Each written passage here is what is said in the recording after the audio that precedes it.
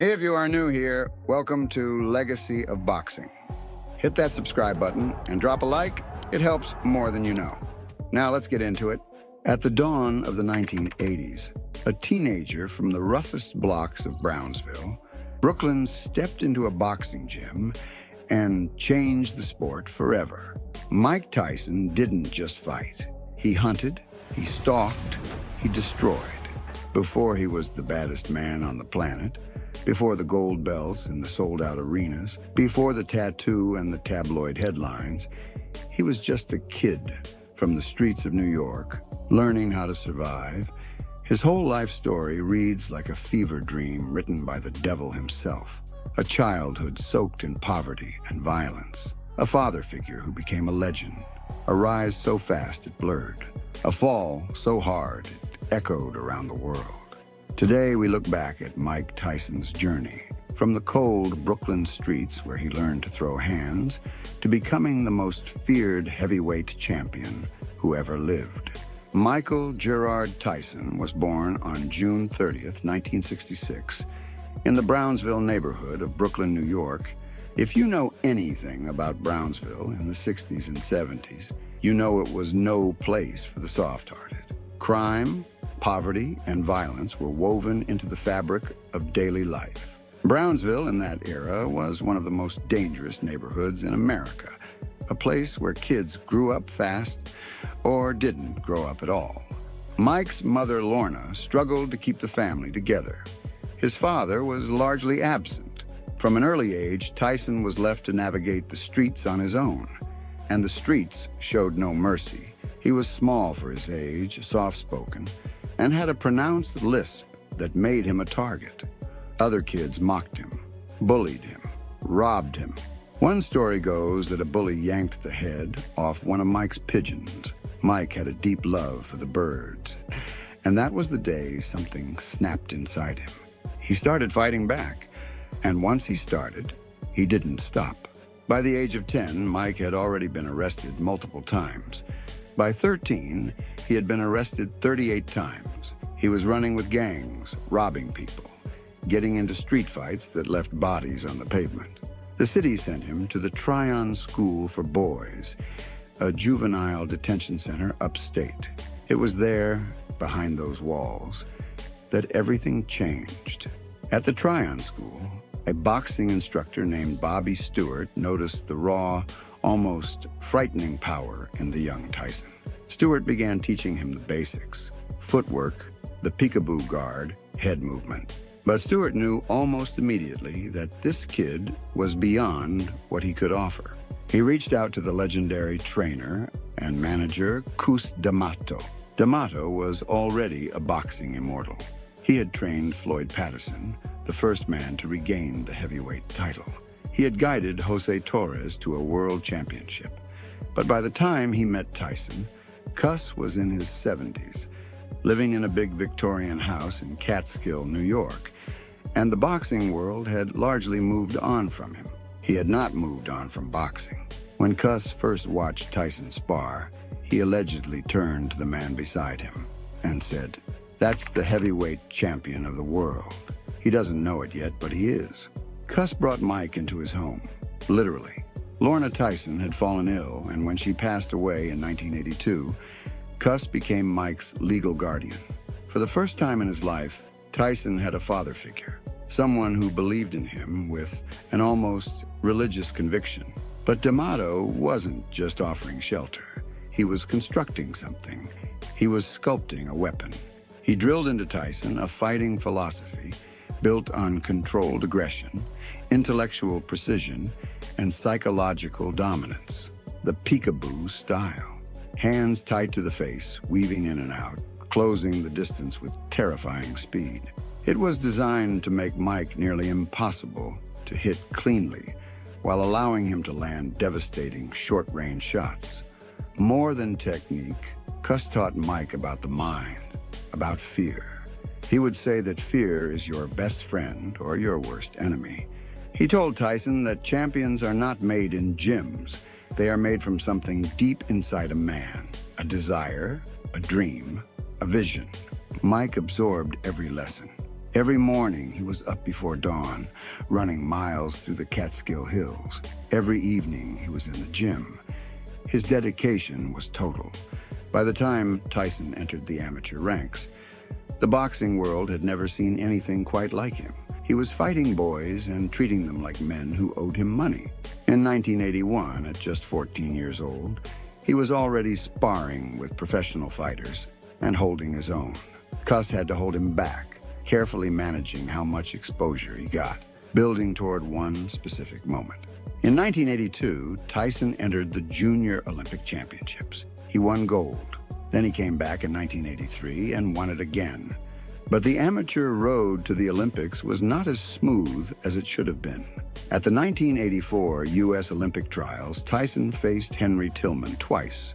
Both times, the decision went to Tillman on controversial splits. Many who were there said they saw something different. Tyson was devastated. Cuss, ever the strategist, reminded him, the Olympics were never the destination. The destination was the heavyweight championship of the world. Mike turned professional in March of 1985. He was 18 years old. Hector Mercedes was the first man to stand across from a professional Mike Tyson. The fight lasted 1 round. Mercedes lasted 1 minute and 47 seconds. That was just the beginning. Tyson tore through his opponents like a force of nature. His combination of speed, power, and angles was disorienting to watch and utterly terrifying to experience. He wasn't just knocking people out. He was sending them through the ropes. He was leaving men face down, staring at the canvas, wondering what had just happened. Opponent after opponent came. Opponent after opponent fell. Some didn't make it out of the first round. Many never saw round 2. The press started paying attention. HBO started paying attention. The world started paying attention. By the end of 1985, Tyson had gone 15-0 with 15 knockouts. His average finishing time was around 90 seconds. Then 1986 arrived, and the pace got faster. He knocked out Jesse Ferguson with an uppercut so violent that Ferguson's nose was shattered, and the referee stopped the fight immediately. Commentators struggled to find words. Trainers watching from ringside went quiet. This was something different, something new. Tyson closed out 1986 with a record of 27-0, 27 fights, 26 knockouts. His nickname was becoming unavoidable. The heavyweight championship picture in 1986 was complicated. The title had been fractured across multiple sanctioning bodies. There was no single undisputed champion. Trevor Berbick held the WBC belt. Tony Tubbs held the WBA belt. Tony Tucker held the IBF belt. Tyson wanted all of them. On November 22, 1986, 20-year-old Mike Tyson stepped into the ring at the Las Vegas Hilton to face Trevor Berbick for the WBC Heavyweight Championship. Berbick was a legitimate champion. He had beaten Muhammad Ali in Ali's final professional fight. He was big, strong, experienced, and no pushover. It didn't matter. Back up, and you saw the punches that landed. He misses that uppercut, but notice it's all Tyson. Berbick doing nothing. In round 2, Tyson landed a left hook to the body, followed by a right hand to the head. Berbick went down. Then he got up. Then he went down again. And this time, his legs simply refused to cooperate. He stumbled sideways like a man on a ship in a hurricane. He couldn't stand. The referee waved it off. At 20 years, 4 months, and 22 days old, Mike Tyson was the WBC heavyweight champion of the world, the youngest heavyweight champion in history, a record that stands to this day. He was screaming, crying, looking up at the sky. Cus D'Amato had passed away in November 1985, just 1 year before this moment. He never got to see his prophecy fulfilled in that ring. But if you watched Tyson's face that night, something tells you he already knew Cus was watching. Tyson was not finished collecting titles. In May 1987, he stopped Tony Tucker in 12 rounds to unify with the IBF belt, dominating the fight with relentless pressure and a punishing body attack. Then he went after James Smith for the WBA crown. another win, another belt around his waist. By August 1987, Mike Tyson was the undisputed heavyweight champion of the world. All three major belts, every title available. There was no one left to argue with. The opponents that followed were high profile, dangerous, and ultimately overmatched. Larry Holmes had been champion for years, had fought some of the greatest heavyweights of his era, and was considered by many to be one of the all-time greats. He was 40 years old by the time he met Tyson. But Holmes was no ceremonial sacrifice. He had something to prove. Tyson stopped him in round 4. Holmes said afterward that Tyson was the hardest puncher he had ever been hit by in his entire career. Then came Michael Spinks, the IBF heavyweight champion, who had beaten Larry Holmes twice, undefeated, polished, regarded by many as a serious threat. The build-up to Tyson Spinks was enormous. Trump Plaza, Atlantic City, June 27, 1988, 91 seconds. Tyson threw a right hand that caught Spinks flush on the jaw, and that was it. Spinks went down and did not get up. 91 seconds. It may have been the most devastating quick finish in heavyweight championship history. The world was running out of challengers. Real quick, if you are enjoying this, hit that like button and subscribe to Legacy of Boxing. It genuinely helps. Now back to it. But beneath the invincible surface, things were fracturing. Cus D'Amato was gone. His longtime trainer, Kevin Rooney, was still in the corner, but the steady hand that had always guided Tyson's development was no longer there. And the people filling that vacuum were not Cus D'Amato. Don King had inserted himself deep into Tyson's career.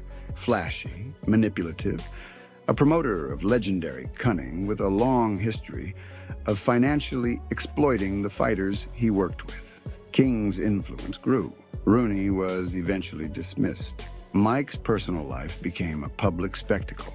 His marriage to actress Robin Givens in 1988 dissolved into chaos. Givens gave a live television interview with Tyson, sitting right beside her, in which she described living with him as pure hell. The divorce was ugly, very public, very brutal. Reports of erratic behavior multiplied. Stories of Mike crashing cars, altercations in parking lots, a pattern of self-destruction running parallel to his dominance in the ring, and the training, the obsessive dawn-to-dusk work ethic that Cus had built into his bones. It was slipping. Not everyone could see it from the outside. Mike still looked like Iron Mike. He was still the undisputed heavyweight champion. But those who knew the sport closely were watching the cracks spread across the foundation. February 11th, 1990, Tokyo, Japan, the Tokyo Dome. James Buster Douglas was a 42-1 underdog, not 10-1, not 15-1, 42-1. Most people treated this as a tune-up. Most people thought Tyson would dispose of Douglas inside 3 rounds and everyone would move on to the next challenger. Most people weren't paying attention to Buster Douglas. His mother had died just weeks before the fight. He was carrying something in that ring that Tyson's camp hadn't accounted for. Grief, love, and a burning need to prove he was more than just the next body on the list. Douglas was not afraid. And for the first time in years, that changed everything. He boxed beautifully, used his jab to control the distance, landed straight right hands that snapped Tyson's head back again and again. The crowd was confused. The commentators were struggling. This wasn't supposed to be happening. In round 8, Tyson landed an uppercut that dropped Douglas hard. The referee's count was slow, disputed and argued about to this day. Douglas beat the count and got back up. Tyson pressed. Douglas stayed composed. Round 10. Douglas loaded up and landed a 4-punch combination. Jab, right hand, left hook, right uppercut. And Mike Tyson hit the canvas for the first time in his professional career. He scrambled on the mat, searching for his mouthguard, trying to find his legs. He couldn't beat the count. Buster Douglas was the heavyweight champion of the world. Mike Tyson was knocked out. The sports world stopped. This was the equivalent of a natural disaster. For years, Tyson had been considered unbeatable, the one constant in a sport full of variables. And now he was gone. Tyson picked himself up. He won 3 straight fights after the Douglas loss, including a demolition of Alex Stewart and 2 wins over Donovan Ruddock. He was finding his way back to the top of the division. Then came the night that changed everything again. In July 1991, during a beauty pageant event in Indianapolis, Tyson was accused of rape by 18-year-old contestant Desiree Washington. The case went to trial. In February 1992, Mike Tyson was convicted. He was sentenced to 6 years in prison, with 4 suspended. He would serve 3 years. Inside the Indiana Youth Center, Tyson converted to Islam. He read, he trained, he reflected. The man who went in was not the same man who came out, but the world he was returning to was not the same world either. He was released on March 25th, 1995, 28 years old. His body still carried the gifts nature had given him, but the infrastructure, the philosophy, the system, the father, it was long gone, and the wolves were still circling. The comeback had the entire planet watching. Peter McNeely lasted 89 seconds before his own trainer jumped into the ring to stop the carnage. Buster Mathis Jr. went in 1 round. Frank Bruno, a man Tyson had already beaten before, went again in 3. It felt like the old Iron Mike had come back to reclaim what was his. Then came Evander Holyfield. Holyfield was supposed to be overmatched. Tyson was installed as a heavy favorite. The consensus across the boxing world was that Holyfield had too many miles on him and no real path to victory. The consensus was wrong. Holyfield stepped straight into Tyson and refused to give an inch. He absorbed Mike's best shots and kept pushing forward. He headbutted Tyson in round 6, opening a deep cut above the eye. He took Tyson's hardest punches and came back for more. And in round 11, Holyfield landed a right hand to the temple that put Tyson down for the 2nd time in his professional career. He didn't recover in time. The referee waved it off. The rematch was held on June 28, 1997. The entire world tuned in expecting Mike Tyson's redemption. Instead, they got the bite. In round 3, in a clinch, Tyson bit off a piece of Evander Holyfield's right ear and spat it onto the canvas. The MGM Grand erupted. What happened here? He got bit, I think. Evander Holyfield, look out, he's pushed right here, above us by Tyson. He's got bit in the ear. Oh my goodness, he's got a bloody right ear. Holyfield bit by a dirty... Referee Mills Lane deducted 2 points and let the fight continue. It's going to be a 2-point deduction. The fight will go on. 2 point. Then Tyson bit Holyfield's left ear. Lane stopped the contest immediately. You know, it's funny, Mike was having his best round. He bit him again. He bit him again.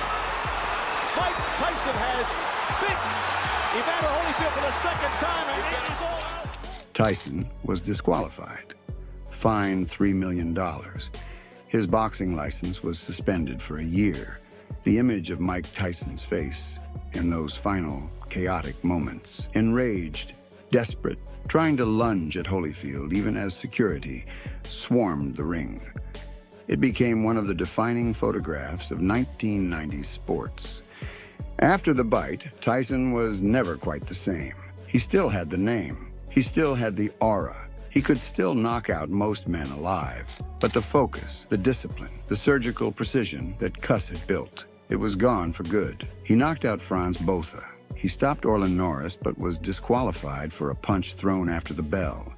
There were legal troubles, personal troubles, financial troubles stacking up on every side. Then came Lennox Lewis in June 2002. A massive fight, years in the making, carrying enormous hype and an enormous payday. Lewis used his jab like a scalpel, controlling the distance for 8 rounds, keeping Tyson off balance, picking him apart systematically. In round 8, Lewis landed a straight right hand that put Tyson down for the final time. He fought on. He knocked out Clifford Etienne in 49 seconds, but Danny Williams stopped him in 4 rounds in 2004 And then Kevin McBride, a big Irish journeyman, stopped him in 6 rounds in June 2005. After the McBride fight, Mike Tyson walked to the center of the ring, looked out at the crowd, and said the words that had been coming for a long time. "I don't have the heart for this anymore.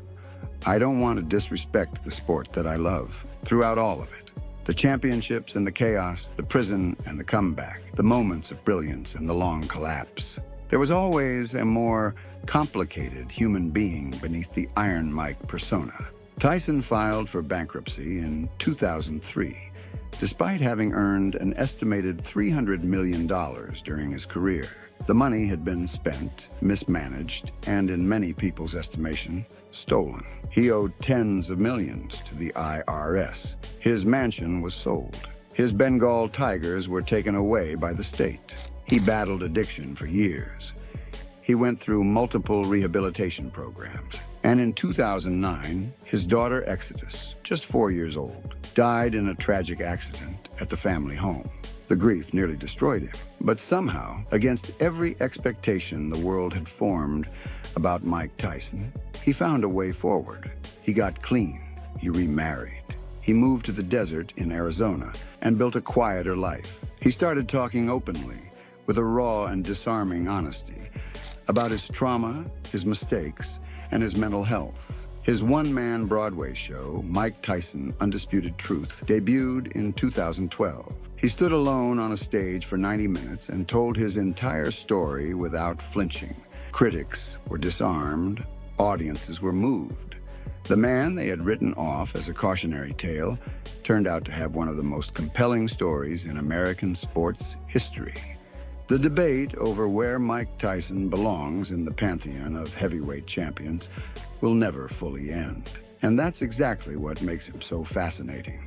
In his prime, roughly 1986 to 1990, there may never have been a more physically dominant heavyweight in the history of the sport. The combination of hand speed, knockout power, head movement, and the psychological terror he projected was unmatched by anyone who came before him or after. His peak is arguably the most frightening 4-year stretch any heavyweight has ever produced. But the story is complicated. The Buster Douglas loss, the prison sentence, the years of mismanagement and self-destruction, the fights he probably shouldn't have taken, the handlers who failed him, the money that vanished. What we're left with is one of the most paradoxical